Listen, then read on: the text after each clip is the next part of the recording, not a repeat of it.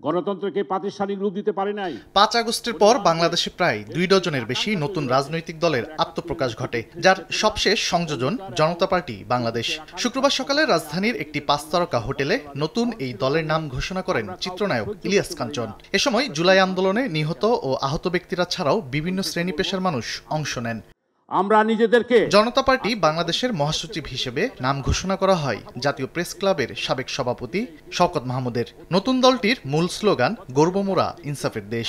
জীবনের যাপনে তীব্র বৈষম্য। অনুষ্ঠানে দলের ইশতেহার ও ঘোষণাপত্র পাঠ করেন দলটির মহাসচিব শওকত মাহমুদ। বলেন, বাংলাদেশের স্বার্থে জাতীয় ঐক্যের জন্যই এই দল কাজ করবে। এ সময় নতুন দলে যোগদানের বিষয়ে নিজের ব্যাখ্যা তুলে ধরেন শওকত মাহমুদ। আমি নতুন দল করেছি কারণ আমাদের ভেতরে কতগুলো উপলব্ধি আছে, সেই উপলব্ধির সঙ্গে হয়তো বিএনপির খানিকটা দূরত্ব থাকতে পারে।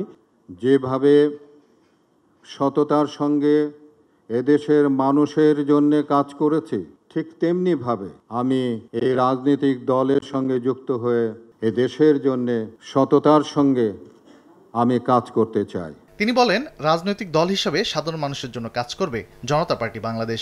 এর আগে বহু বছর ধরে নিরাপদ সড়ক আন্দোলনে যুক্ত ছিলেন ইলিয়াস কাঞ্চন। বাংলাদেশের জন্য দেশবাসী। তানভীর হাসান মেঘ, সময় সংবাদ, ঢাকা।